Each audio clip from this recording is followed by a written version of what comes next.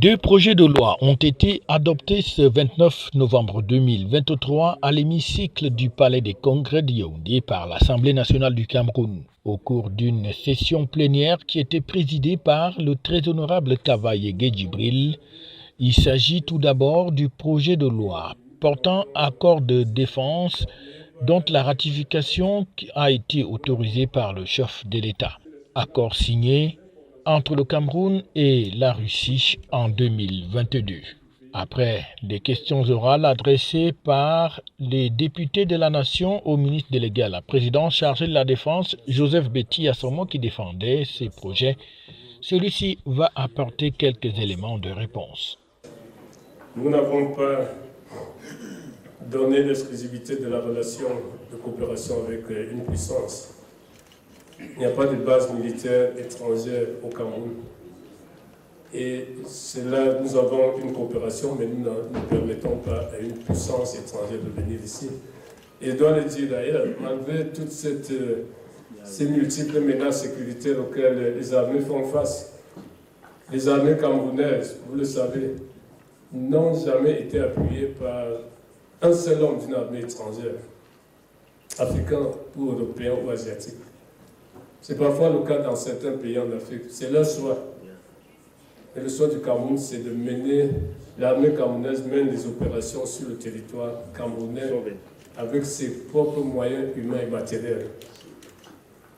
Donc, certains recourent même à des forces paramilitaires, c'est-à-dire les mercenaires. C'est leur choix. Mais nous n'avons pas, ce n'est pas dans la politique camerounaise, notre politique de défense, de recourir à des puissances étrangères. Mais par contre, demander qu'on n'accepte pas les formations, non, nous ne pouvons pas nous fermer.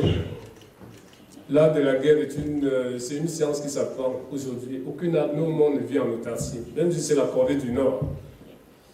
La Corée du Nord coopère étroitement avec la République populaire de Chine, avec la Russie.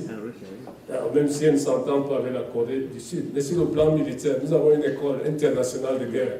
Elle est internationale. Aucune armée ne peut vivre en autarcie.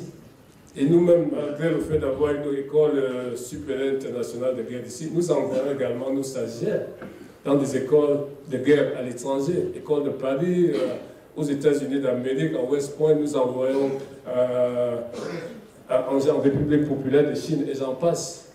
Le second projet de loi qui est passé à la sagacité des représentants du peuple camerounais est celui qui autorise le chef de l'État à ratifier l'accord cadre de coopération de défense entre le Cameroun et le Royaume-Uni et l'Irlande du Nord signé en 2023 à Londres.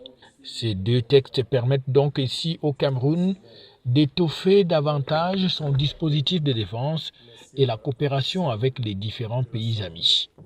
Une diversification voulue donc par le chef de l'État, a souligné le ministre de la Défense, et qui permettent aux deux entités de pouvoir échanger aussi bien des informations que des formations entre des hommes en tenue des deux parties. Des accords de coopération qui permettent aussi au Cameroun de préserver son indépendance tout en entretenant des relations de coopération, car on le sait bien, aucun pays, aucune armée au monde ne peut aujourd'hui vivre en parfaite autarcie. FH News, votre télévision.